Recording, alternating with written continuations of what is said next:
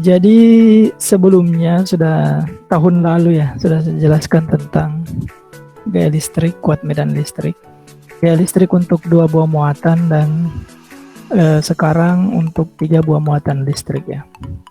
Ya, kalau contoh untuk 2 buah muatan listrik itu untuk menghitung gayanya itu mudah ya. Kenapa? Karena hanya 2 saja yang saling mempengaruhi ya.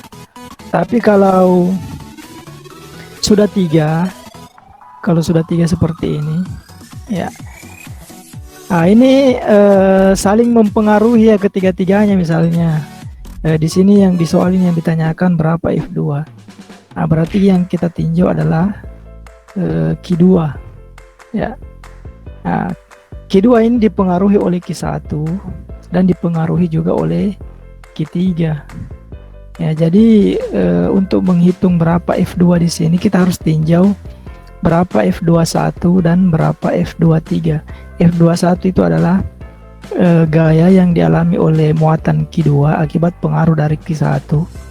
Nah, kalau F23 gaya yang dialami oleh muatan Q2 akibat pengaruh dari Q3. Nah, di sini bisa saya tuliskan.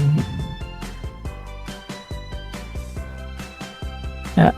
Nah, jadi saya tinjau di sini ya karena ini yang ditanyakan, ini F2. Seandainya yang ditanyakan saya tinjaunya di sini. Ya. Ini coba kita lihat F2 terhadap Q3. Di sini kan positif ya, di sini positif. Kemudian di sini negatif. Ya. Berarti nanti Q2 ini ditarik oleh Q3 karena di sini positif, di sini negatif. Berarti arahnya nanti ke kanan.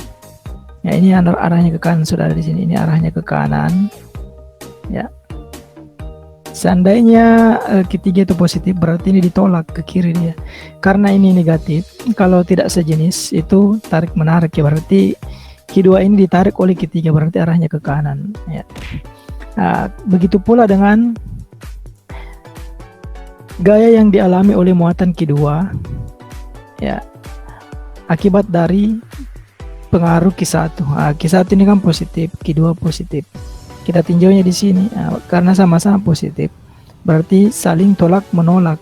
Ya, berarti Q1 ini menolak Q2, berarti dia ke kanan karena ditolak. Seandainya di sini negatif, berarti ke kiri ya. Berarti ini ke kanan ini.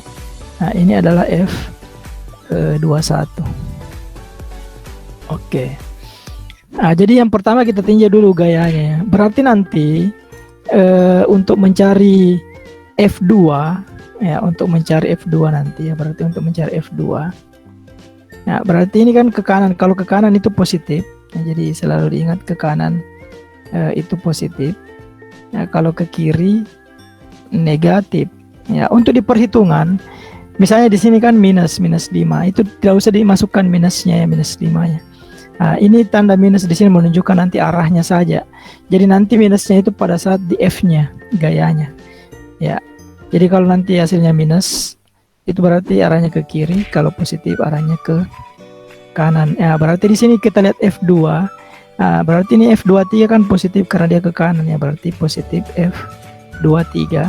Kemudian positif F21. Ini saya sudah jelaskan sebelumnya. Ya, sampai di sini dulu. Ada yang mau ditanyakan di sini tentang penentuan gayanya? Saya dengar apa yang Pak kasih jelas. Ya, kenapa? Tadi dengar apa yang Pak jelas, suara kecil terlalu tadi. Oh, kecil suaranya ini ya, kecil ini. Atau oh besar. Kasih speaker sedikit, Pak. Kalau yang lainnya sama dia di bandara besar Ji, Pak. Oh, besar Ji, berarti pengaruh yang di sana ya. Karena saya sudah pakai ini, apalagi sudah pakai headset ini. Berarti mungkin pengaruh dari speakernya yang di sana. Bagusnya sebetulnya pakai headset ini kalau mau mendengar supaya terdengar lebih jelas ya. Ya, ada mungkin yang mau ditanyakan ini tentang arahnya, karena ini analisanya agak sedikit rumit ini nih untuk 3 buah muatan listrik. Tapi sebetulnya ini masih dasar ini sebetulnya untuk listrik statis. Yang saya berikan hanya dasar-dasarnya saja. Karena di sini kan jurusannya bukan jurusan fisika ya, tapi jurusan teknik. Ya, jadi saya lanjutkan. Setelah kita menentukan ini rumusnya, ya kan, ke kanan itu positif semua. Nah, tinggal nanti kita cari masing-masing ini F23-nya berapa, F21-nya berapa dengan menggunakan rumus kaki 1 Q2 per R kuadrat. Ya. Nah, jadi supaya mudah kita tulis dulu diketahuinya ya. Diketahuinya. Ini yang diketahui Q1, Q2 dan Q3. Ya, kemudian R ya ini dulu ya. Q1-nya itu 9 mikro, ini mikrokolom ya. Nah, 9 mikrokolom berarti ini sama saja dengan 9 dikali 10 pangkat minus 6. Ini mikro sudah saya jelaskan nih sebelumnya ini. Kemudian ini 4 mikro kolom, Q2-nya 4 mikrokolom. Ya, mikro itu 10 pangkat minus 6 ya, 4 kali 10 pangkat minus 6 kolom. Kemudian untuk Q3-nya ini 5 ya. Ini tidak usah dimasukkan nih. 5 mikrokolom. Nah, berarti 5 dikali 10 pangkat minus 6 kolom. Ya, kemudian R-nya. Ya, R-nya ini kita tinjau karena di sini yang ditanyakan adalah Q2. Berarti jaraknya Q2 ke Q1 dan jaraknya Q2 ke Q3. Seandainya yang ditanyakan di sini F1-nya, berarti kita harus hitung jaraknya Q1 ke Q2 dan jaraknya Q1 dan atau jaraknya Q1 ke Q3 ya. Karena ini kebetulan yang di tengah-tengah, berarti ini kita lihat Q1 ke Q2 dan Q2 ke Q3. Ya, Q1 ke Q2 itu jaraknya 3 cm ya. Nah, di sini saya tulis R12. Jadi saya tulis R12 maksudnya jarak antara Q1 dan Q2. Ya, itu 3 cm. Nah, di sini 3 ya. Ini 3. Nah, 3 ini dijadikan meter, 3 cm dijadikan meter. Dibagi 100 berarti dia 0,03 meter. Nah, kalau mau gampang ini jadikan 3 dikali 10 pangkat minus 2 meter. Itu nanti supaya gampang masukkan ya, angka-angkanya gampang dihitung. Ya, kemudian R13 ya, atau salah, R23 ya, karena jaraknya dari 2 ke 3 ya. Nah, jaraknya dari 2 ke 3 berarti R32 atau R23 ya. Nah, berarti ini R23 itu 2 cm. Ini 2 cm dijadikan meter berarti 0,02 meter. Ya, kalau ada yang mau ditanyakan bisa langsung ditanyakan juga, 2 kali 10 pangkat minus 2 meter. Oke, ya setelah itu tinggal kita pakai rumus yang kemarin itu. Yang F sama dengan kaki 1 Q2 per R kuadrat. Ya, karena di sini F23 plus F21 ya sudah didapatkan tadi ya, bahwa F2 itu sama dengan plus F2 ini tadi. Nah, F23 arahnya plus F21. Berarti yang kita cari dulu F23 berapa, kita cari F21 berapa, kemudian tinggal dijumlahkan ini. Jadi kita cari satu-satu dulu, berarti F23-nya. Nah, ini pakai rumus yang kemarin itu, kakiku remuk-remuk nih. K ini R kuadrat ya. Karena di sini 2 dan 3, berarti di sini juga 2 dan 3 di sini 2, di sini 3, Q2 dan Q3. Di sini juga R23, jarak antara Q2 dan Q3. Ya, jadi disesuaikan dengan ini. Nah, kalau ini kan bisa diselesaikan secara kekeluargaan ini ya. Tinggal dihitung K itu konstanta ya. Jadi K itu ini sudah ketetapan sama dengan konstanta gravitasi bumi itu 9,8 atau dibulatkan biasa 10. Kalau ini konstanta untuk gaya listrik yaitu 9 kali 10 pangkat 9 ya. Ini sudah ketetapan ini. Satuannya Newton meter kuadrat per kolom kuadrat. Ya, jadi tinggal dimasukkan saja K-nya di sini. K itu 9 dikali 10 pangkat 9. Kemudian Q2 ini kan sudah ada semua di atas ini. Diketahui 4 kali 10 pangkat minus 6. Kemudian Q3-nya ini 5 ya, 5 dikali 10 pangkat minus 6 dibagi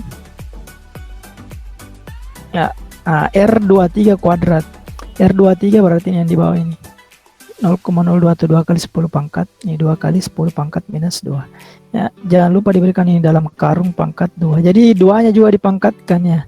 Biasa kadang ada yang salah, biasa kadang dia tidak pangkatkan 2-nya. Padahal kalau seperti ini harus dipangkatkan juga 2-nya ya. Sesuai rumus harus memang dipangkatkan Pak, atau bagaimana? Ya, kalau di rumusnya kan dipangkatkan, ini kan pangkat 2 ini kan. Jadi harus pangkat 2 juga di sini R-nya. Ya. Jadi sesuaikan dengan rumusnya ini. Nah, ini tinggal dihitung saja berapa. Ya, tinggal diselesaikan. Nah, kalau mau gampang ini kumpulkan dulu ini 9 kali 4 kali 5 ya. Ini 9 kali 4 dikali 5. Kemudian dikali ini dikumpulkan juga 10 pangkatnya, berarti 10 pangkat 9 dikali 10 pangkat minus 6 dikali 10 pangkat minus 6 ya, pernah saya ajarkan perkalian pangkat 10 nah dibagi dengan ini 2 kuadrat itu 4 ya. Kemudian 10 pangkat minus 2 kuadrat, ini kalau pangkat dipangkat itu dikali ya, berarti minus 2 kali 2 itu 4 minus 4, berarti 4 kali 10 pangkat minus 4 ya. Nah, ini 4 dengan 4 kan sudah tewas ini 4-nya ya. Jadi sisa 9 kali 5 45 ya. Kemudian ini dikali 10 pangkat 9 kali 6 dikali 10 pangkat minus 6. Ini 9 kurang 6 kan 3 ya. 3 dikurang 6 minus 3, berarti 10 pangkat minus 3 ya, dibagi 10 pangkat minus 4.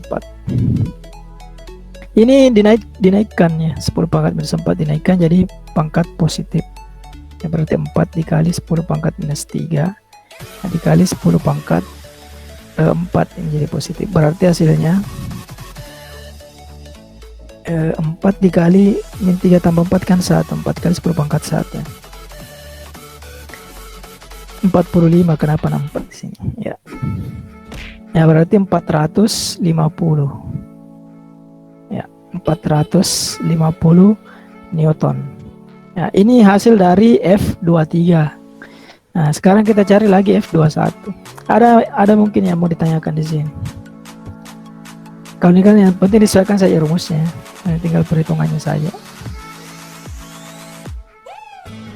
Kalau ya ada yang masih bingung perhitungannya, ini pernah saya jelaskan sebelumnya ini seperti ini.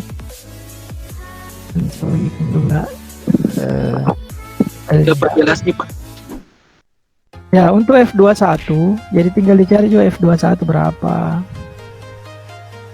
Ya F21 ini sesuaikan juga di sini 2 dengan 1 ya. K dikali Q2 dikali Q1 per R21 ya, atau R12 sama aja. 21 kuadrat ya, tinggal dimasukkan saja K-nya itu 9 dikali 10 pangkat 9 ya. Q2 nya tinggal dimasukkan di sini, ini Q2 kan ada di sini, 4 kali 10 min 6 ya. Kemudian Q1 nya 9 kali 10 min 6 ya, di sini 4 dikali 10 pangkat minus 6 9 dikali 10 pangkat minus 6 untuk Q1 nya. Kemudian dibagi R21 di sini 3 kali 10 pangkat minus 2 ya di sini. Nah, berarti di sini 3 dikali 10 pangkat minus 2 ya, dalam karung pangkat 2 ya. Setelah itu tinggal diselesaikan saja secara baik-baik ya. Ini 9, ini saya kumpulkan di sini 9 kali 4 kali 9 ini, 9 kali 4 kali 9 supaya gampang nanti. Kemudian dikali 10 pangkat 9 dikali 10 pangkat minus 6 dikali 10 pangkat minus 6 ya, dibagi. Nah ini 3 kuadrat, ini kuadrat kan ya, 3 kuadrat itu 9 Kemudian 10 pangkat minus 2 kuadrat itu 10 pangkat minus 4. Nah, ini kan sudah habis ini 9-nya, salah satunya bisa habis ini saja. Ya, sisa 9 dikali 4 ya. 4 kali 9 36, kemudian dikali 10 pangkat 9 kurang 6, 3 dikurang 6 minus 3, kemudian dibagi 10 pangkat minus 4. Ya, setelah ini tinggal dinaikkan ini, dia pangkat negatif jadi pangkat positif nanti kalau jadi kali. Jadi 10 pangkat minus 3 dikali 10 pangkat 4. Ya. Nah, berarti 36 dikali 10 pangkat ini satu ya, berarti 360 Newton ya. Nah, setelah itu tinggal dijumlahkan saja ini ya. Ini tinggal dijumlahkan saja karena sama-sama positif, berarti F2 itu tadi sama dengan plus. Nah, ini F23 tambah F21 ya. F23 plus F21. Jadi F23 sama saja dengan ini, apalagi kalau bisa dihitung bisa Q2 Q3 bisa Q3 Q2 ya, itu tidak masalah itu kalau di rumusnya.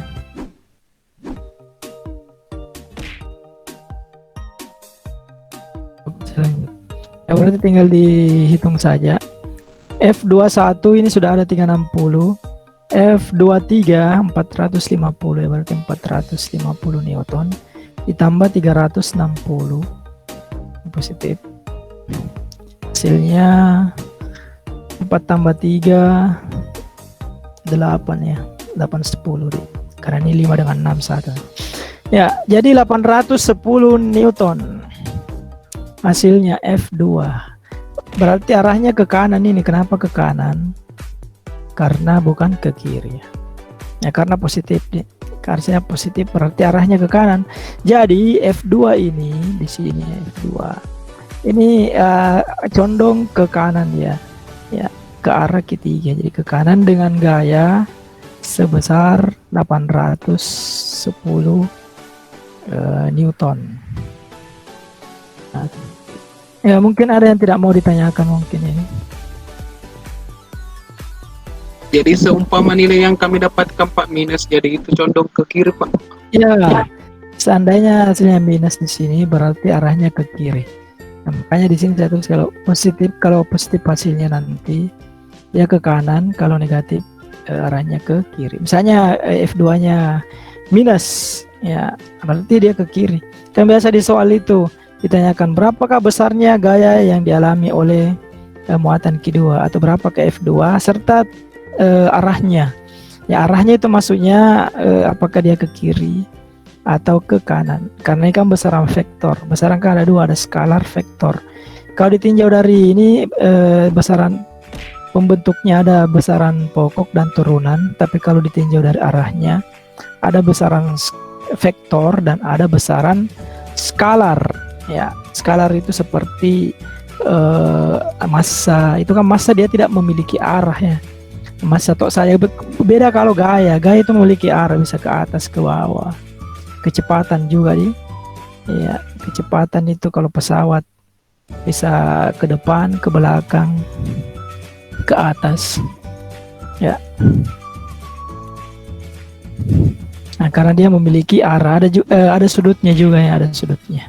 Jadi ini bisa dibuat juga dalam bentuk segitiga ya. Membentuk segitiga bisa juga. Sebentar saya jelaskan ini.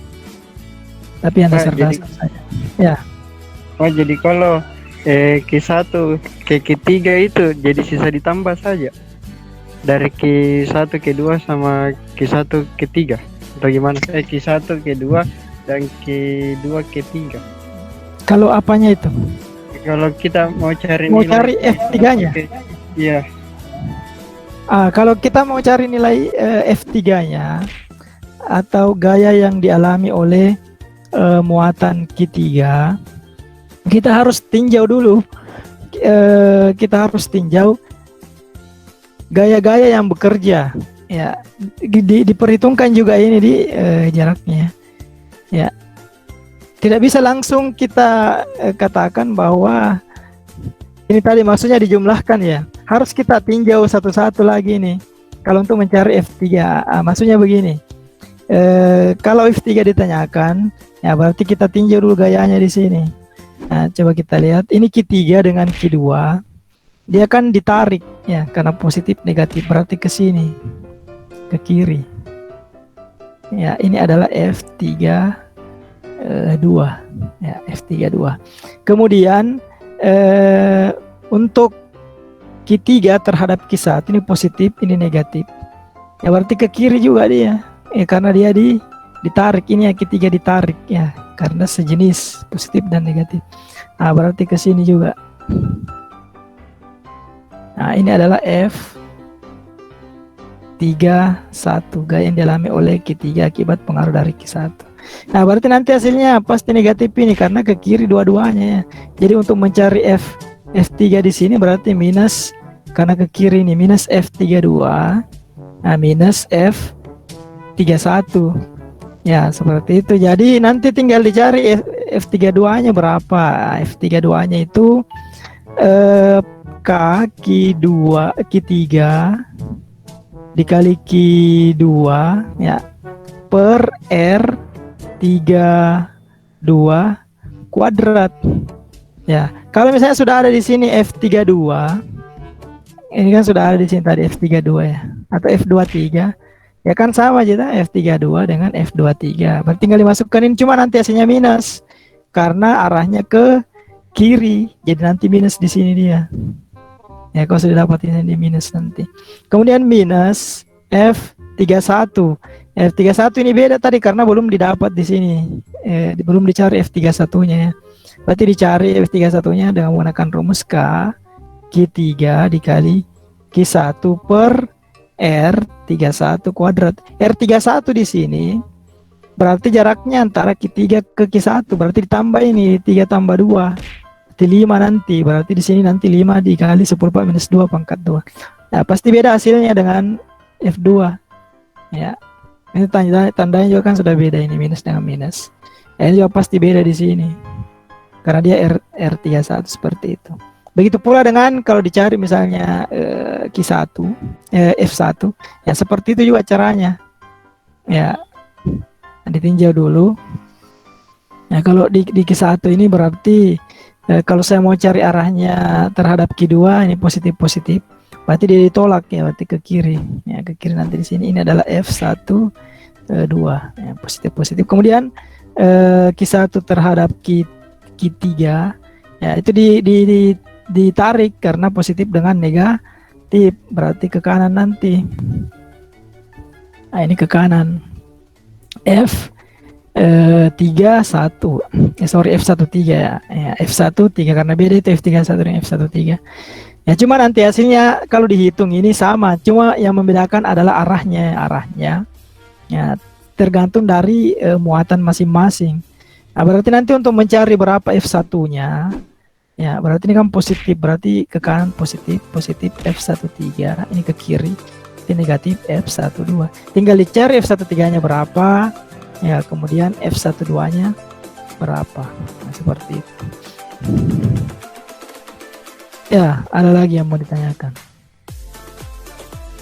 Jadi harus lagi ditinjau di satu-satu ini kalau mau mencari F1, F2 dan F3 karena bisa saja arahnya berbeda ya, tergantung dari muatan masing-masing ya.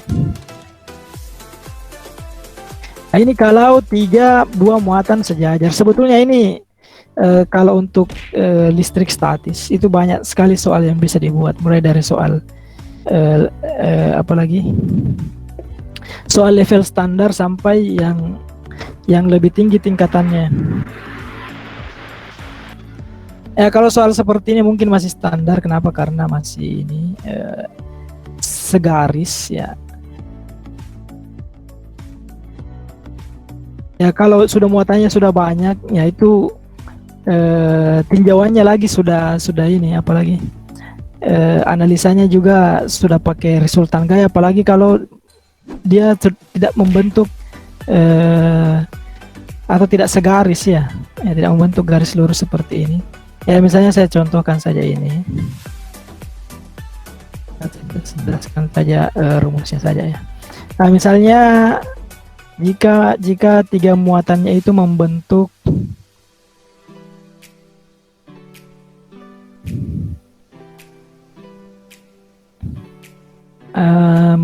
segitiga misalnya.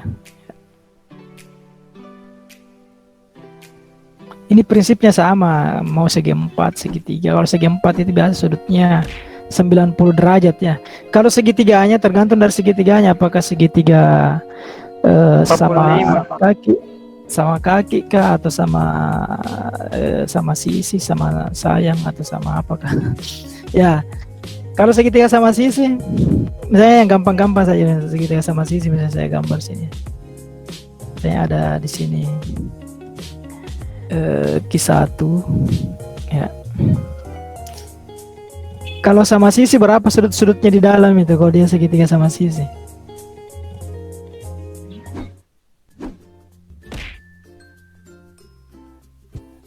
Kalau sama kaki kan belum tentu ditahu sudutnya semuanya nih, karena tidak sama semua sudutnya. Kalau sama sisi kan sama semua sudutnya. Nah, misalnya di sini positif, negatif misalnya. Ya, anggaplah di sini Q2, di sini Q3 ya. Nah, di sini dia membentuk segitiga. Nah, kalau segitiga sama sisi itu sudut di dalamnya itu tetanya 60 derajat ya. Karena 180 bagi 3 nih. Karena sudut dalam segitiga itu kalau dijumlahkan hasilnya 180. Ya, jadi sudut-sudut di sini maksudnya ini sudut yang di sini. 60 derajat ini. Ya, tergantung nanti dari resultannya. Ya, tergantung dari resultannya. Nah, coba misalnya mau dicari anggaplah yang mau dicari F2 ya, atau Q2. Nah, yang di sini F2-nya. Nah, caranya sama seperti tadi, tinjau dulu gaya-gaya yang bekerja. Arahnya maksudnya. Gaya listriknya itu arahnya kemana. Nah, ini untuk Q2 ini kan negatif, Q1 positif, berarti ditarik ke atas. Kita tinjau di sini berarti arahnya ke atas ini ya. Ya, berarti ke atas dia. Nah, ini adalah F2 ya, karena di sini Q2, gaya yang dialami oleh muatan Q2 akibat pengaruh dari Q1, F21 saya tulis. Nah, kemudian ini Q2 juga berpengaruh terhadap Q3. Nah, ditarik juga ke sana ya. Ini kan negatifnya positif, berarti ditarik ke sini. Ya, berarti ini F23, berarti gaya yang dialami oleh muatan Q2 akibat pengaruh dari Q3, di sini F23. Oke. Nah, berarti nanti ini sudutnya yang diambil di sini, jangan di luar diambilnya. Yang di dalam ini yang mengapit, berarti tetanya di sini nanti teta atau alfa. Di sini 60 derajat ini. Pasti 60 derajat kalau dia sama sisi. Ya, kalau sama sisinya pasti 60 derajat sih. Nah, berarti nanti untuk mencari F2-nya bagaimana? Dijumlahkan kah atau dikurangi? Kita cari resultannya ya, kita cari resultan. Kalau dia segaris kan gampang, resultannya kan bisa ke kiri, ke kanan, ataukah dia sama-sama ya, arahnya sama, itu kan tinggal dijumlahkan atau diperkurangkan. Kalau ini dia tidak bisa seperti itu, tidak bisa diperkurangkan, tapi dengan menggunakan prinsip, mungkin pernah belajar matematika, aturan cos namanya, aturan cos. Ya, ini kita memakai digambar dulu jajar genjangnya ini. Ya, di sini nanti resultannya, resultan. Ya.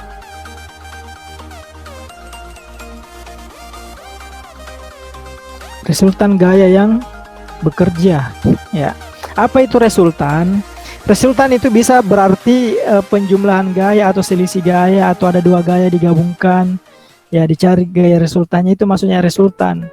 Sama misalnya kalau orang tarik tambang sederhananya ya. Ada yang menarik ke kanan, ada yang menarik ke kiri. Ke kanan misalnya 100 Newton, ke kiri 50. Ya, pasti untuk mencari resultannya otomatis yang menang ini 100 Newton ke kanan, ya, sebanyak 50 Newton, berarti resultannya ke kanan pasti ini sebesar 50 Newton. Ya, karena dia segaris. Kalau seperti ini ya, misalnya ada yang menarik ke sana, ya ini ada yang menarik ke sini. Ya, resultannya di tengah-tengah, di sini kita buat jajar genjangnya ya, ke arah gayanya ke sini. Ya, sama kalau misalnya di teknik sipil itu sudah banyak menggunakan yang seperti ini, misalnya dalam pembuatan jembatan atau apa, dia harus tahu itu gaya-gaya resultan. Ya, makanya itu tidak sembarangan itu, apalagi kalau ada misalnya dia buat rangka beton, dia tidak sembarangan melilit, itu ada caranya melilit, cara melilitnya supaya tidak kuat. Karena dia perhitungkan ini gaya-gaya resultan yang bekerja, bagaimana caranya supaya gayanya bisa kuat menahan beban. Jadi dia tidak sembarangan itu melilit kawat untuk membuat tiang beton. Ya, ada perhitungan fisikanya di situ. Ya, itu maksudnya resultan gaya. Nah, jadi sama kalau misalnya Q1 kita cari berapa F1-nya di sini. Ya, sama kita tinjau juga Q1 oleh Q3. Nah, ini kan positif. Ya, berarti ini Q1 ditolak, berarti ke atasnya ini. Arahnya seperti ini ya. Nah, kemudian ini adalah F1 3, gaya yang dialami oleh muatan Q1 akibat pengaruh Q3. Nah, kemudian kita tinjau pengaruhnya terhadap Q2. Ini negatif, berarti ditarik ya, berarti ke sini dia. Nah, ke sini. Nah, berarti ini adalah F1 oleh 2. Resultannya di mana? Sama seperti tadi kita buat seperti ini. Iya, berarti di sini nanti. Nah, ini adalah F1-nya. Ini tadi F2 ya, karena Q2 ini F2. Nah, bagaimana untuk mencari rumusnya? Begitu pula dengan Q3 ya. Jadi sama, Q3 juga seperti itu. Ini positif berarti ditolak ke sini. Ya, ini positif negatif berarti ditarik ke sini. Ini adalah F3 oleh 1, ini adalah F3 oleh 2. Ya, resultannya nanti di sini. Ya. Tetanya pasti di sini ya, teta. Berapa sudutnya di sini? Di sini kan 60, berarti 180 ke 60, berarti di sini 120 derajat di sini. Nah, di sini juga 120 derajat. Ya, bagaimana mencari nilainya? Ya, bagaimana cara menggunakan aturan cos? Jadi dalam matematika namanya aturan cosinus nih. Ya. Kalau Pitagoras kan biasa aturan cos juga, cuma kalau Pitagoras itu dia tegak lurus. Ya, kalau tidak tegak lurus, berarti kita menggunakan rumus. Kalau misalnya F1 ditanyakan, bersama dengan akar lewat. Ya, akar. Kalau F1, coba lihatin F12 dengan F13. Berarti ditulis di sini F12, ya, kuadrat. Nah, ditambah F. Ini aturan cos ya, F13 kuadrat ditambah 2 dikali, ini kasih dalam karung ini supaya enggak pusing. 2 dikali F12 dikali F13 cos theta ya. Nah, seperti itu. Jadi prinsipnya sama, dicari dulu F12 berapa dengan menggunakan rumus seperti ini tadi ya, sama caranya. F13 juga dicari. Nah, setelah dapat F12, F13 sudah ada juga nilai cosnya. Kalau cos 60 kan 1/2. Tinggal dimasukkan saja angka-angkanya. F12 nya berapa, kuadratkan, ini juga berapa, kuadrat, kemudian ditambahkan. Nah, kemudian ini 2 dikali F12, F13 kan sudah ada nilainya, semua tinggal dikali. Dikali juga dengan cos 60 tadi yang 1/2. Nah, setelah didapatkan semua angkanya di sini baru diakarkan. Ya, jadi sama ya caranya, tinggal pakai rumus ini saja. Sama caranya tadi mencari F12 dengan F13. Begitu pula kalau mau mencari F2, jadi sama juga. Ya, sama dengan akar. Tinggal kita lihat di sini F2 berarti F21 dengan F23. Nanti di sini F21 kuadrat ditambah F23 kuadrat ditambah dalam karung 2 dikali F21 dikali F23 cos theta.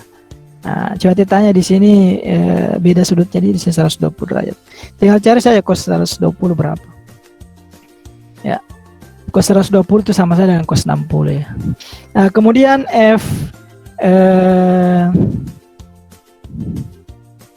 cuma tandanya berbeda nih, ada minus ada positif.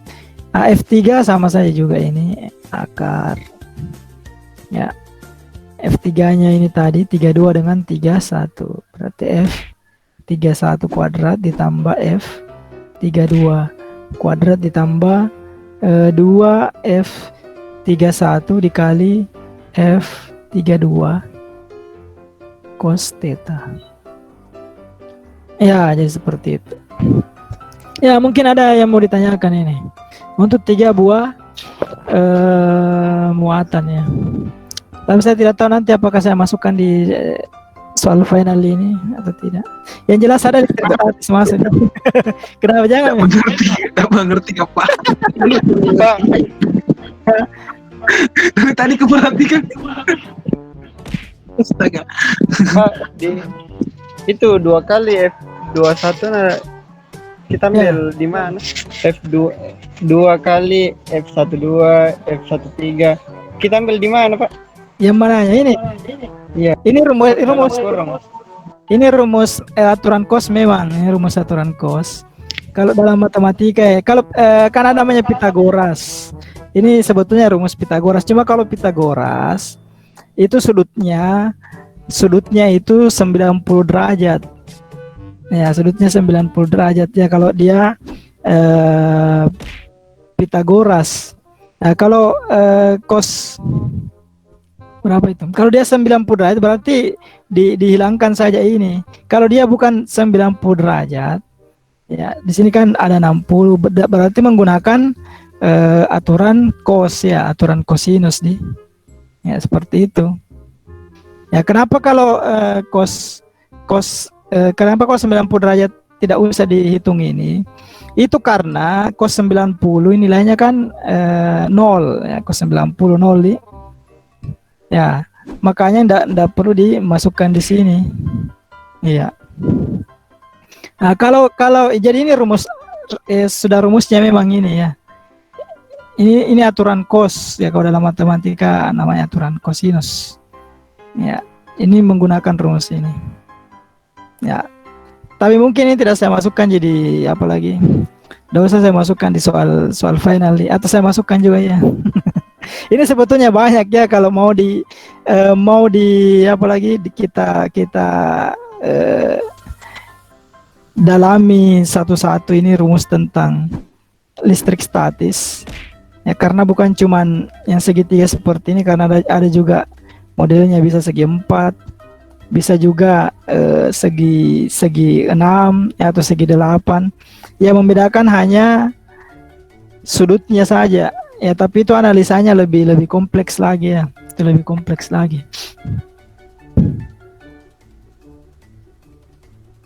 Ya, jadi ini rumus ini memang sudah rumus untuk aturan cosinus sih. Iya. Jadi kalau aturan tan, Pak, resultan gaya. Iya. berapa aturannya gitu, Pak? Ada cuma satu atau berapa? Ini kalau aturan cos itu maksudnya jika ada 2 gaya ya yang mengapit, kemudian ada membentuk sudut, kemudian dihitung resultannya ya. Maksudnya itu aturan cos karena dia menggunakan cosinus ya. Itu maksudnya aturan cosinus. Sebetulnya kan ada trigonometri, ada namanya sin, cos dengan tangan nih, sin cos dengan tangan. Kan itu berasal dari ini saja, apalagi dari segitiga seperti ini. Ya, habis di sini ada sudutnya, misalnya sudut alfa di sini, sudut theta. Mungkin pernah belajar dulu waktu TK nih, SMA ya, ada. Ya, di sini kalau misalnya yang alfa, berarti di sini depan sudut namanya Y, samping sudut namanya X, sisi miring namanya R. Ya, jadi kalau kita tinjau alfa, ya berarti untuk mencari berapa nilai, kan dasarnya dari sini ya. Ya, sin alfa berarti depan per miring ya, berarti sin demi depan per miring. Ya, berarti Y per R ini depan sudut maksudnya ini. Nah, di sini kan sudutnya, di sini depannya. Ya. Jadi kalau cos alfa itu samping per miring. Yang mungkin pernah dapat seperti itu dulu waktu di SMA. Samping per miring berarti X per R. Ya, kalau tangan depan per samping ya, atau desa ya, yang depan per samping desa. Y per X. Ya. Tangen alfa berarti Y per X. Nah, apa gunanya dipelajari sebetulnya ini? Biasa yang paling banyak menggunakan ini sebetulnya kalau kita misalnya mau mengukur tiang bendera ya atau mengukur sesuatu itu tiangnya tidak ada memang alatnya khusus ya, dengan menggunakan sudut elevasi. Itu tiangnya tidak perlu kita jatuhkan dulu ke bawah ke tanah baru diukur ya. Tidak perlu. Bayangannya di Pak. Ya, bayangan juga agak-agak susah ya bayangan. Tinggal pakai sudut. Ada alatnya itu. Jadi ada alatnya. Misalnya ini ada tiang di tiang, ada tiang. Nah, anggaplah saya di sini mau ukur berapa tiang tingginya ini tiang bendera dari sini ke sini. Tinggal saya pakai alat, ada alatnya itu sini. Jadi diarahkan pas ke ujungnya ini ke atas. Ya, pasti ada sudutnya itu. Di alat itu sudah ada sudutnya. Ya, tinggal kita hitung berapa ketinggian kita kan bisa diukur ketinggian tak sendiri tuh dengan jarak antara kita dengan tiang. Ya, maka nanti didapatlah ini kan sudah ada X-nya, sudah ada alfanya. Dicarilah Y dengan menggunakan rumus ini tadi. Sin itu gunanya rumusnya ini sin. Sin alfa sama dengan Y per kan alfanya kan sudah ada. Di alat itu sudah tertera. Berarti sin misalnya 30 derajat, sin 30 derajat sama dengan Y per mana tadi? Tangan dengan menggunakan tangan ini tangan karena X yang diketahui. Nah, tangan sudah ada nilai tangan kan sudah ada di kalkulator bisa misalnya tangan 30 berapa ya. Nah, jadi kalau tangan alfa sama dengan Y per X pasti bisa dihitung Y-nya karena sudah ada nih diketahui nilai X dan nilai alfa. Kalau sudah dihitung nilai Y-nya berapa tinggal ditambah dengan tinggi badan didapatlah tinggi tiang ya.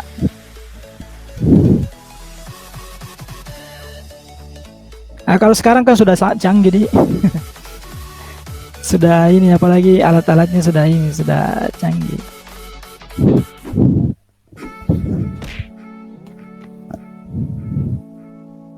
Sudah pakai satelit sudah pakai GPS untuk mencari jarak, ketinggian dan sebagainya. Tinggal pakai skala saja. Kalau orang biasa itu Pak yang pakai ukur jalanan bagaimana tesnya? Ukur apanya ukur? Itu yang biasa Pak. Kalau alat saya tidak terlalu tahu kalau alat apa yang dikarenakan sudah canggih-canggih pasti dia pasti kalau orang ukur jalan itu banyak alatnya. Ada alat untuk melihat apakah jalannya ini miring atau tidak. Sudut kemiringannya juga harus diperhitungkan, tidak sembarangan dia. Ya pasti ada diperhitungkan semua. Misalnya kalau tikungan sekian itu kalau jalan tikungan kalau dihubungkan dengan fisika itu harus dia dia harus miring, jangan datar. Kalau datar misalnya ada motor melaju sini itu dia bisa terlempar keluar karena ada namanya gaya sentripetal ya. Pasti orang sipil juga tahu itu kalau bikin jalanan. Kalau tikungan tajam begini ya harus miring. Ada beberapa saya lihat jalan itu yang salah bis ya, istilahnya kalau secara fisika itu salah rancangan ya. Kalau orang yang betul-betul tahu, maksudnya maksudnya arsitek yang betul-betul ini orang sipil yang sudah pengalaman, pasti kalau dia buat jalanan yang tikungan tajam begini pasti dia buat miring itu ya, itu untuk mengurangi gaya sentripetal. Jadi ini kalau motor kencang dia tidak terlempar keluar tapi tetap mengarah seperti ini. Makanya di sini dibuat miring, ada sekian derajat ya kemiringannya. Itu pernah saya lihat di beberapa jalan itu, saya lupa di jalan mana, pokoknya tikungannya tajam, bisa kencang orang di situ ya. Kemudian dia tidak miringkan itu jalannya, bahaya di situ. Pasti bahaya di situ, apalagi kalau jalanan licin ya bisa tergelincir ban. Jadi tidak sembarangan itu kalau orang buat jalan juga harus diketahui juga ini tingkat ini, apalagi kemiringan ya. Kalau tikungannya sekian derajat kemiringannya kalau bisa dibuat sekian seperti itu supaya tidak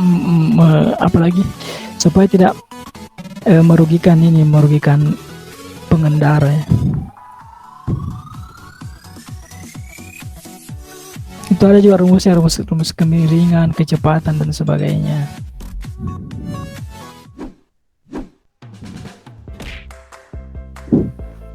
Oke. Jadi ini tadi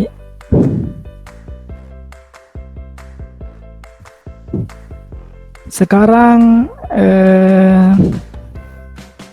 energi potensial listrik dan potensial listrik nih. Paling saya sekilas saja ini. Jadi untuk tugas satu soalnya nanti itu saja yang saya bahas ya, yang ada contoh soalnya. Kalau gaya listrik ini masih berhubungan dengan energi potensial ya, energi potensial. Tapi kalau di listrik itu namanya energi potensial listrik. Ya, ini saya singkat EPL saja di EPL, bukan English Premier League ya. Ya, untuk energi potensial listrik itu sama dengan K dikali Q1 dikali Q2 per R. Ya, jadi ini yang membedakan hanyalah kuadratnya di sini. Dia tidak pakai kuadrat kalau energi potensial listrik. Kalau gaya listrik kan pakai kuadrat tadi ya. Ya, dimana EPL itu adalah energi potensial listrik.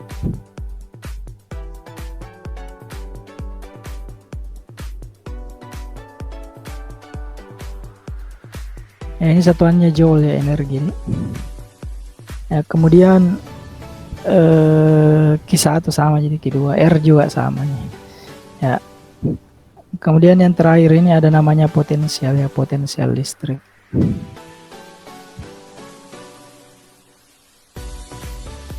Ini VL, simbolnya VL. Potensial listrik sama dengan K remuk. Jadi mirip-mirip semua rumusnya. Ini mirip dengan kuat medan. Saya jelaskan ke kuat medan atau belum? Kalau kuat medan itu ada kuadratnya di sini. Kalau potensial listrik tidak pakai kuadratnya. Berarti langsung K per R. K-nya sama 9 kali 10 pangkat 9. R-nya ini sama jarak, cuma dia tidak kuadratnya. Dimana V ini adalah potensial listrik. Ini satuannya volt, ya volt. Oke. Ya, jadi sebetulnya banyak ini tentang listrik statis ya, banyak tentang listrik statis. Tapi yang saya berikan yang ini saja. Penting saja.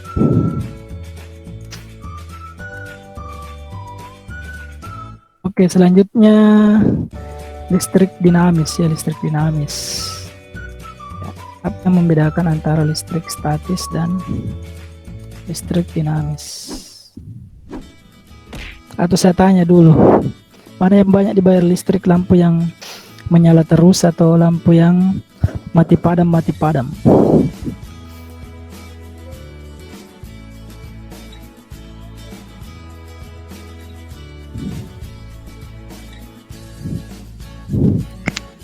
Wah, yang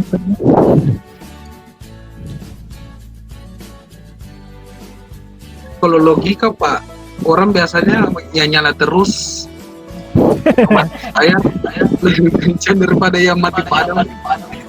Tapi kalau mati padam petok, dia mengulangi dari nol lagi begitu. Mulai dari nol.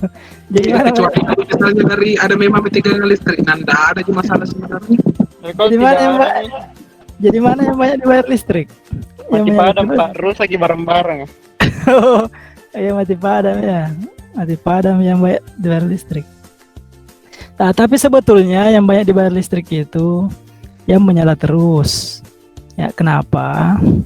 Karena kalau mati padam, mati kan artinya tidak menyala di. Ya, padam juga artinya tidak menyala. Berarti kalau mati padam tidak menyala berarti. Ya, intermezzo saja. Kecuali kalau saya bilang mati nyala bisa jadi ya mati nyala. Karena biasanya daya yang dibutuhkan untuk menyalakan pertama ya, apalagi kalau mesin itu besar biasanya. Bukan mati padam, maksudnya mati nyala. Iya, kalau kita bilang mati padam pasti di pikirannya mungkin mati nyala ini. Oke, lanjut. Jadi pabrik yang menyala terus alatnya parah. lebih bagus Oh, kenapa pabrik yang menyala terus? Tidak, untuk pabrik kan pasti ada juga ini apalagi kalau kalau menyala terus juga mesinnya bisa panas ding. Ya, tapi memang ada beberapa mesin itu yang dibuat apalagi sedemikian rupa sehingga kalau dia menyala terus itu aman-aman saja. Iya. Misalnya di kulkas ya, refrigerator, mesin pendingin itu kan biasa jarang dimatikan, ini biasa sekalian dinyalakan terus. Oke, jadi untuk listrik dinamis Bukan yang di PLN. ya, Ini yang di PLN biasa listrik dinamis toh. ya listrik dinamis itu yang PLN berasal dari kata listrik. Ya, apa itu listrik? Bukan suami-suami takut listrik. Apa itu Aliran. listrik? Ya, listrik ini bukan kalor ya, kalor itu panas nih. Listrik sebetulnya elektron ya, elektron. Jadi elektron itu listrik, muatan-muatan elektron. Ya, petir juga elektron, jumlah elektron dalam jumlah besar. Yang ini ya, apalagi loncatan-loncatan elektron. Loncatan listrik. Jadi listrik itu sebetulnya elektron. Kemudian dinamis ini berasal dari kata dinamis, bergerak. Ya, dinamis. Ini bergerak, maksudnya bergerak itu mengalir, ya bergerak atau mengalir. Kalau statis kan dia diam, dia tidak mengalir secara terus-menerus. Jadi kenapa lampu bisa menyala? Ya karena ada elektron yang mengalir melalui Dia lampu. yang pakai terbatas. Ya. Yang terbatas kalau statis. Ya, statis itu ya contohnya misalnya dia tidak bergerak secara terus-menerus, bisa berpindah. Kalau contoh sederhananya kan itu misalnya mistar plastik digosok ke rambut, maka elektron yang ada di rambut itu berpindah ke mistar plastik, sehingga mistar plastik bermuatan listrik negatif, sehingga bisa menarik potongan kertas kecil. Cuma biasa sifat kelistrikannya itu tidak lama ya. Ya beda kalau dinamis itu dia bergerak terus menerus. Tapi ada syaratnya dia harus punya beda potensial namanya ya. Beda potensial antara ujung-ujung penghantar atau biasa disebut dengan tegangan. Iya. Kalau saya tanyakan dulu tentang dasarnya listrik itu. Kalau pembangkit listrik tenaga air itu bagaimana cara kerjanya itu? Kan pernah juga saya tanyakan, kalau air itu kenapa bisa jadi listrik? Bisa Ada PLTA. gesekan, Pak. Gesekan antara apa? Antara bambu. Bambu. Apa bedanya PLTA, PLTU, PLTG, PLT? Air, udara sama apa dia pakai. Iya, Untuk gerakan alatnya. bukan avatar nih. Oh iya, makanya pembangkit listrik berarti yang menggerakkan. Jadi seperti ini sebetulnya. Ya, kenapa bisa timbul listrik? Ya, kalau kenapa bisa menyala lampu? Karena ada listrik, ada elektron yang mengalir melalui lampu sehingga lampu bisa menyala. Begitu pula dengan alat-alat listrik yang lain, ada aliran elektron. Dari mana aliran elektron itu yang dihasilkan? Kenapa bisa timbul listrik? Ya, listrik itu timbul karena ada dibangkitkan ya, makanya ada namanya pembangkit nih. Pembangkit listrik. Siapa yang membangkitkan? Ya, ada tenaga air atau generatornya. PLTA ya, ada PLTU, apalagi ada PLTG gas ya, ini gas ini uap, ini air, ini gas ya. Ada pembangkit listrik tenaga dalam, tenaga nuklir ya, nuklir. LTD juga Pak. Ya, dan sebagainya. Ada angin ya, ada angin, tenaga bayu ya, dan sebagainya. Dari mana, mengapa beda-beda di sini? Ada uap, ada air, ada gas. Itu intinya untuk memutar turbin, semua yang memutar turbin. Jadi misalnya air itu dibendung. Nah, misalnya ini ada air dibendung, kemudian dibuka sedikit pintu airnya. Ya, kalau di sini biasa dibilik-bilik ya, dibendung dulu. Semakin banyak volume air, debit airnya, semakin besar juga daya yang bisa dibangkitkan.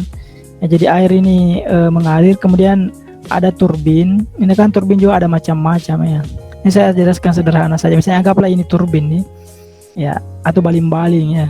Nah, pada saat air jatuh mengenai turbin, maka turbin ini berputar. Ya, di turbin ini ada namanya generator ya.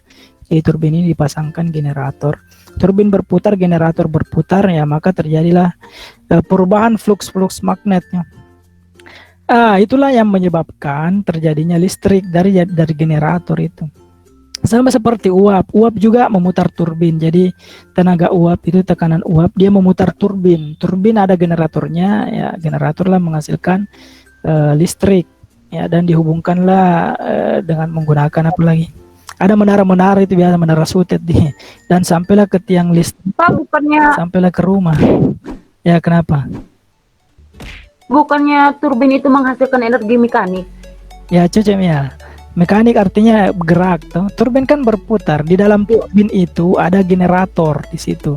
Generator itu dia terdiri dari ada magnetnya, ada kumparannya, ya, sehingga ketika dia berputar itu dia bisa menghasilkan listrik jadi dari generator itu. Nah, turbin ada generatornya, jadi tidak semacam turbin saja, tapi ada generator. Turbin itu baling-baling ya. Ya, Pak. kalau ya, PLTG gas yang memutar ini turbin, PLTN nuklir juga energi nuklir. Kalau angin ada baling-balingnya. Di baling-baling itu di dalamnya ada generator. Jadi mirip-mirip. Kecuali kalau sel surya itu, ya kenapa, ada yang mau ditanyakan? Pak, kalau semakin cepat gitu perputaran baling-balingnya, apakah semakin besar gaya energi listrik yang dihasilkan atau Tergantung. bagaimana? Begini, ada namanya frekuensi. Frekuensi itu diatur. Tidak boleh terlalu kencang dan tidak boleh terlalu lambat. Ada memang perhitungannya itu. Jadi ada frekuensinya namanya. Kalau terlalu cepat ya bisa saja rusak alat-alatnya atau rusak pembangkitnya. Ya makanya ada pengaturnya. Ya, pasti ada alat yang mengatur di situ perputarannya. Ya, jadi Kalau gaya dari luar, Pak, yang Ya. dorong bagaimana? Kalau gaya ya yang misalnya dari angin, tahu ya, misalnya gaya angin. Nah, kenapa kalau misalnya terlalu kencang anginnya? Ya pastilah di dalam itu ada pengatur kecepatan. Ya jadi kalau dia hembusan anginnya kencang sekali, ya otomatis bekerja pengaturnya supaya dia mengatur perputarannya, supaya perputarannya itu istilahnya ini ya linear atau tetap. Ya kecepatannya linear. Dia tidak dipercepat, kecuali kalau ada mungkin hal-hal yang kuatnya mendorong, misalnya badai kah atau apa. Ya bisa saja baling-balingnya putus kalau kencang sekali anginnya. Ya, badai yang sangat kencang itu bisa menghancurkan juga. Pasti sudah diperhitungkan juga yang seperti itu. Ya. Nah, kalau pembangkit listrik tenaga sel surya itu lain juga, dia tidak pakai turbin, tapi dia pakai panel ya, panel surya namanya. Panel surya itu dia menangkap energi foton dari matahari. Itu yang bisa disimpan di aki, biasa malam baru dinyalakan ya. Kalau sel surya masih mahal, saya tidak tahu berapa harganya, jelas biasa masih mahal itu per panelnya. Memang dia tidak pakai bensin atau apa, tidak perlu pakai tenaga yang lain, cukup saja panel. Cuma masalahnya sekarang masih mahal mungkin panel ini. Panel surya. Ya berapa itu per meter? Nggak cukup Kalau- 1 meter, Pak. Kalau murah nanti itu bisa jadi energi alternatif ya, karena kan cukup cahaya matahari saja yang bisa. Kalau di Jepang itu sudah banyak itu. Apalagi kalau di daerah gunung-gunung kan dimanfaatkan itu di atapnya, biasa orang dia simpan di atap rumahnya. Ya, oke, saya lanjut. Itu tadi sedikit tentang ini pembangkit listrik. Terus untuk listrik dinamis, ya kalau contoh sederhananya misalnya di sini ada lampu. Kemudian lampu itu dihubungkan dengan kabel ya, kabel. Kemudian di sini ada saklar ya, yang dihubungkan dengan sumber tegangan. sumber tegangan ini bisa baterai atau apa ya. Misalnya ini ada baterai positif dengan negatif ya. Nah, pada saat saklar tertutup itu arus listrik mengalir ya. Jadi arus listrik itu mengalir dari positif ke negatif ya. Jadi ini arah arus listrik. Kemudian arah elektron itu bergerak dari negatif ke positif ya. Nah, jadi bisa saya tulis di sini arah arus listrik itu dari kutub positif ke kutub negatif. Kalau arah elektron ya, dari kutub negatif ke kutub positif ya. Terus apa bedanya elektron dengan arus listrik? Padahal listrik sendiri itu adalah elektron ya. Nah, jadi begini, ini kan pada saat saklar ditutup itu kan pasti terhubung arus karena ada beda potensial yang dihasilkan oleh baterai ya. Nah, ketika terhubung maka elektron ini mengalir dari negatif ke positif ya. Apa hubungannya dengan arus listrik? Sebetulnya arus listrik itu tidak ada kalau tidak ada aliran elektron. Jadi yang penting sebetulnya adalah aliran elektronnya. Contoh, saya misalnya naik PT-PT misalnya dan menghadap ke jendela. Kemudian di pinggir jalan banyak pohon-pohon yang berjejer. Ya, kalau PT-PT-nya berjalan ke kanan, maka pohon-pohonnya berjalan ke kiri atau terlihat ke kiri ya. Ya, sebetulnya pohonnya tidak bergerak ya. Yang bergerak adalah sayanya yang di dalam PT-PT. Saya itulah adalah, atau PT-PT-nya itu adalah elektronnya, dan pohon-pohon itu adalah arus listrik ya. Jadi arus listrik itu sebetulnya pergerakannya semu, bukan arus listrik yang bergerak, tapi elektron yang bergerak, sehingga ya seolah-olah terlihat arus listrik yang bergerak. Tapi kan memang dalam kehidupan sehari-hari kita yang sering kita katakan adalah arus listrik, arah arus listrik ya. Sebetulnya elektron itulah yang menyebabkan arus listrik itu ada ya, arus listrik dari positif ke negatif. Jadi seperti itu tadi. Jadi elektron yang bergerak dari negatif ke positif sehingga menyebabkan arus listrik terlihat bergerak dari positif ke negatif ya. Jadi listrik itu sebetulnya elektron. Terus kenapa elektron bisa mengalir? Apakah dia seperti air atau apa, bagaimana analoginya ya? Jadi itu harus bisa mengalir karena ada namanya tegangan ya, atau beda potensial. Beda potensial itu maksudnya perbedaan jumlah muatan positif dan muatan negatif ya yang ada pada sumber tegangan ya. Jadi misalnya ada baterai, itu kan baterai pasti dia punya dua kutub ya, kutub positif dan kutub negatif ya. Ketika perbedaannya sangat besar antara jumlah positif dan negatif, itu elektron bisa mengalir ya, elektron bisa mengalir ya, sehingga bisa menyalakan lampu dan sebagainya. Jadi itu ada perbedaan potensial ya, sama seperti misalnya HP-nya. Kalau HP-nya full, itu artinya beda potensialnya besar ya.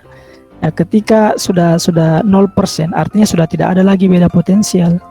Nah, contohnya begini, bagaimana analoginya nih? Misalnya ini analogi, saya kasih analogi air saja, di analogi air. Misalnya saya punya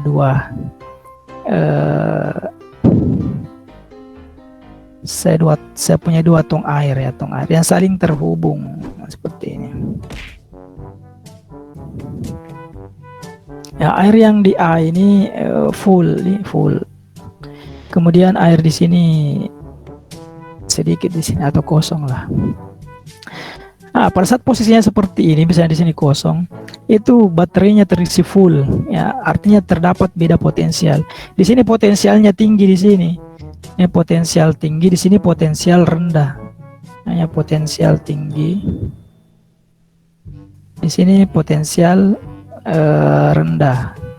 Nah, maka nanti air mengalir pasti dari potensial tinggi ke potensial rendah. Ya, seperti itulah arus listrik, pasti air mengalir ke sini. Ya, sampai kapan mengalir? Sampai tong ini dua-duanya sudah sama tinggi ya, sampai ini sudah sama tinggi. Ya, misalnya sudah mengalir ya, sudah sama tinggi di sini. Ya, kalau sudah sama tinggi, tidak ada lagi perbedaan potensial, artinya potensialnya sama. Artinya baterainya dikatakan sudah 0%, sudah suap nih katanya baterai. Nah, bagaimana cara supaya penuh lagi? Dicas lagi, dicas lagi, kembali lagi seperti ini, terjadi lagi perubahan potensial. Ya, seperti itu analoginya. Nah, kalau dipakai lagi terus menerus, menyalakan HP-nya, ya ini mengalir terus ini dari sini ke sini sampai apalagi sama lagi ya, dicas lagi dan seterusnya. Nah, itu kalau air. Ya kan, analoginya kan seperti itu. Ya, jadi mirip sebetulnya. Cuman ini yang mengalir adalah elektron-elektronnya ya. Apalagi elektronnya yang mengalir. Ada kelebihan elektron yang mengalir ke positif. Jadi elektronnya apalagi elektronnya yang mengalir ya. Mirip dengan air juga di sini. Ini airnya yang mengalir. Sampai muatannya sudah sama, artinya positifnya sama dengan negatifnya. Berarti sudah suap gitu. Baru ditambah lagi potensialnya nih. Ya, jadi seperti itu analoginya. Nah, selanjutnya untuk hukum Ohm ya, hukum Ohm. Nah, kalau di listrik dinamis itu yang terkenal itu hukum Ohm.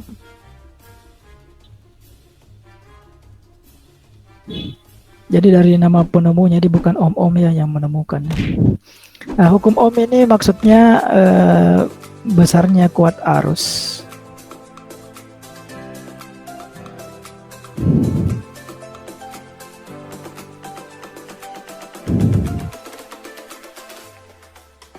Ini yang mengalir dalam suatu kawat ya, suatu penghantar. Itu sebanding dengan beda potensialnya.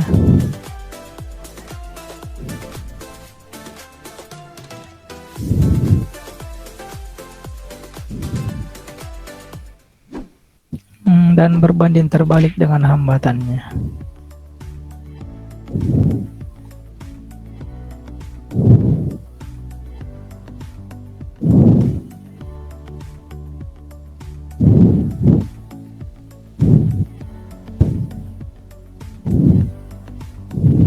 Ya, besarnya kuat arus yang mengalir dalam suatu penghantar sebanding dengan beda potensial dan berbanding terbalik dengan hambatan. Ya, kalau saya buat simbolnya, jadi ini kuat arus, dikatanya sebanding dengan V. Berbanding terbalik dengan hambatan, kuat arus itu sebanding dengan 1/R. Maksudnya di sini dia berbanding terbalik dengan hambatan. Maksudnya apa? Semakin besar tegangannya, sama seperti tadi di sini. Semakin besar banyak perbedaan airnya, semakin banyak air yang mengalir. Nah, semakin banyak beda potensialnya, semakin banyak elektron yang mengalir, atau semakin besar kuat arusnya. Nah, semakin besar hambatannya, semakin kecil kuat arusnya. Jadi ini hambatan berbanding terbalik ya. Nah, jadi kalau tegangan di rumah itu udah 20 volt, ya, kuat arusnya sekian. Jadi kalau bahaya itu kalau misalnya tegangannya tinggi sekali seperti yang ada di menara sutet nih, saluran udara tegangan tinggi. Nah, itu tegangannya besar sekali, bahaya di situ. Kenapa? Karena arusnya juga ya sangat besar, ya, tegangannya juga besar ya. Untuk hambatan ini kan ada R hambatan. Kalau beda potensial tadi dengan kuat arus kan sudah ini ya, sudah dimengerti. Kalau hambatan ini biasanya kalau di komponen elektronik itu namanya resistor ya. Kenapa dibuat resistor? Kenapa resistor itu dibuat? Padahal sebetulnya kan menghambat. Jadi kenapa dibuat penghambat? Jadi sebetulnya resistor ini bukan cuma menghambat ya, tapi mengatur ya, mengatur kuat arus yang masuk ya. Misalnya di komponen elektronika, di dalam televisi misalnya ada resistor-resistornya di situ. Cuma kan sekarang sudah canggih ya, sudah berbentuk IC, integrated circuit ya. Kalau resistor itu maksudnya dia mengatur kuat arus yang masuk supaya kuat arus yang masuk itu sesuai dengan alatnya, tidak besar dan tidak kekecilan ya. Kalau tidak diatur berarti alatnya bisa rusak karena banyak arus listrik yang mengalir ya. Kalau misalnya analoginya, misalnya di sini ada pipa ya, ada pipa di sini misalnya. Nah, kemudian ada air nih. Air itu sebagai V, semakin banyak airnya, perbedaan ketinggian atau perbedaannya semakin besar juga kuat arusnya ya, berarti ada arus yang mengalir di sini. Jadi sebanding iya. Nah, kemudian hambatan ya, di sini misalnya ada hambatan, ada kerikil misalnya. Kerikilnya itu R. Ya, R. Apa gunanya R? Ini untuk mengatur berapa arus yang masuk di sini nih, supaya tidak terlalu banyak ada hambatannya di sini ya, supaya sesuai dengan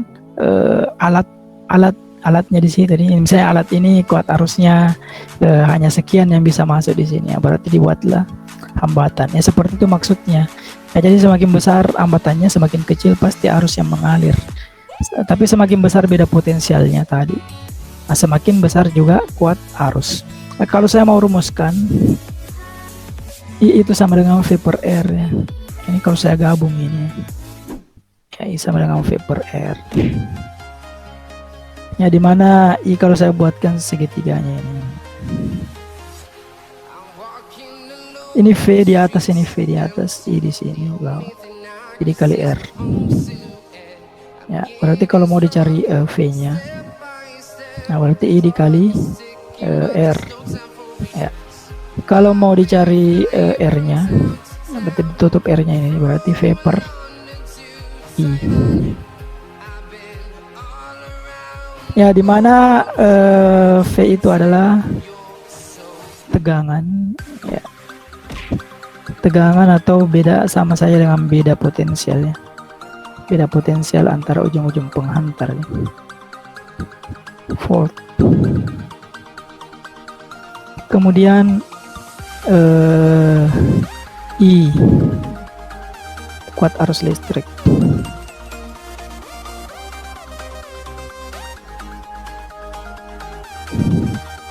Ini ampere ya. Kemudian R ini hambatan listrik atau ohm.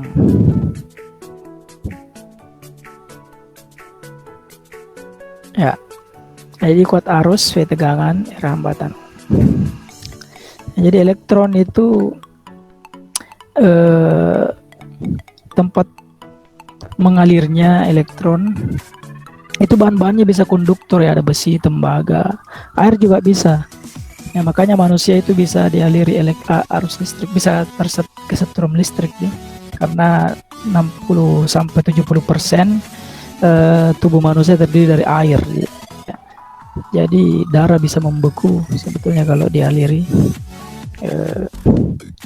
arus listrik atau elektron. Makanya harus segera diputus ya, tapi jangan dipegang atau ditarik, biasanya bisa tersambung juga itu ya, bisa langsung didorong atau harus memakai ini isolator ya. Dilapisi kayu, didorong, bisa dilapisi kayu atau karet supaya tidak menjalar ya.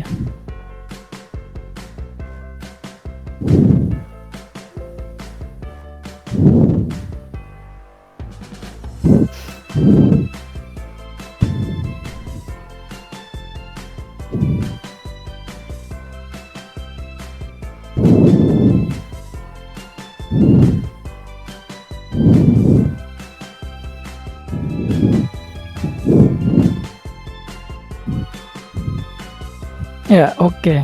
Saya lanjut. Jadi ini hukum Ohm itu menyatakan ini ya, hubungan antara kuat arus, tegangan dan hambatan ya. Saya kasih contoh soal terakhir yang berhubungan dengan hukum Ohm ya.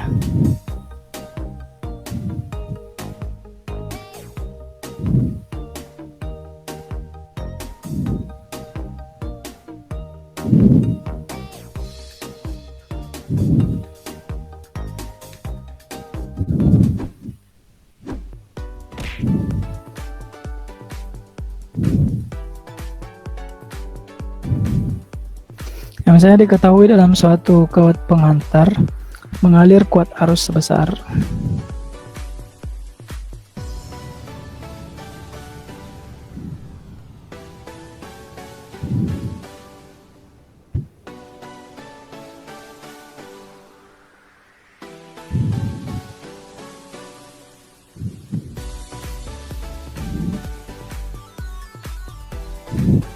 ya, 0,5 ampere.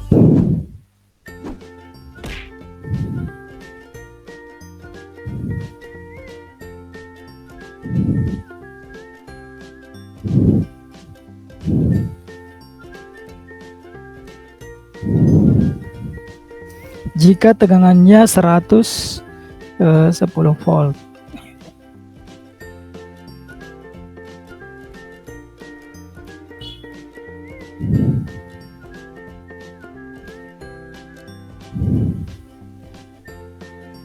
Ya, jika tegangannya dinaikkan ya. Nah, jika tegangannya dinaikkan menjadi 220 volt. Ya, yang ditanyakan di sini adalah kuat arus yang mengalir. Ya.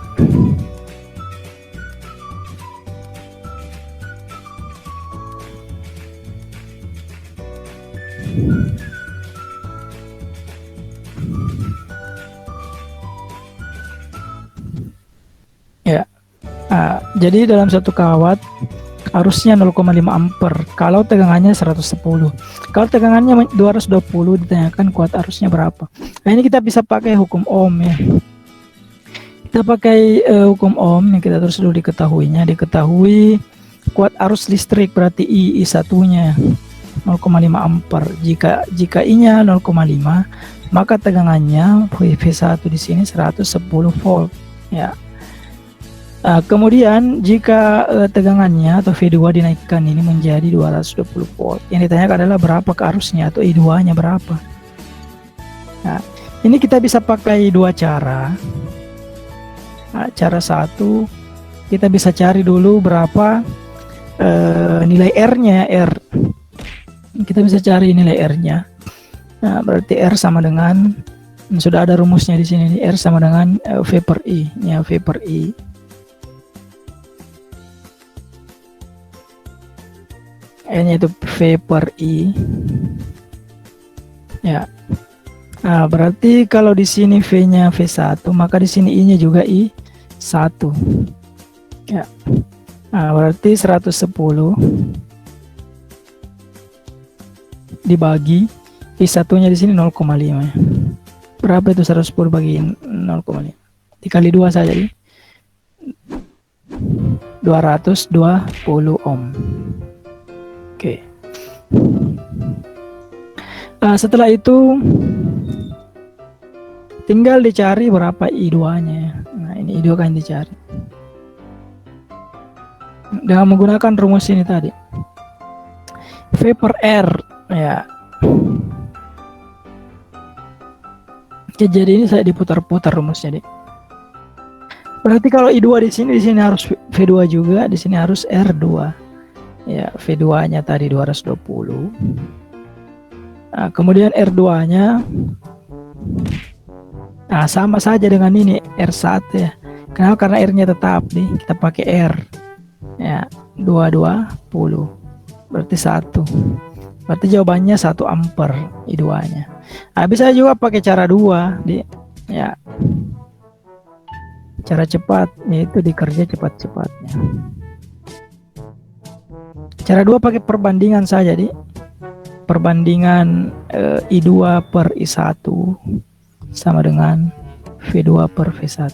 Kalau 2 di atas di sini, 1 di bawah, di sini juga harus 2, 1 di bawah. Karena dia berbanding lurus. Ya. Berarti dalam soal I2 per I1-nya tadi kan 0,5 ya. Diketahui dalam soal 0,5 sama dengan V2-nya ini tadi V2 220. Kemudian V1-nya 110 ya.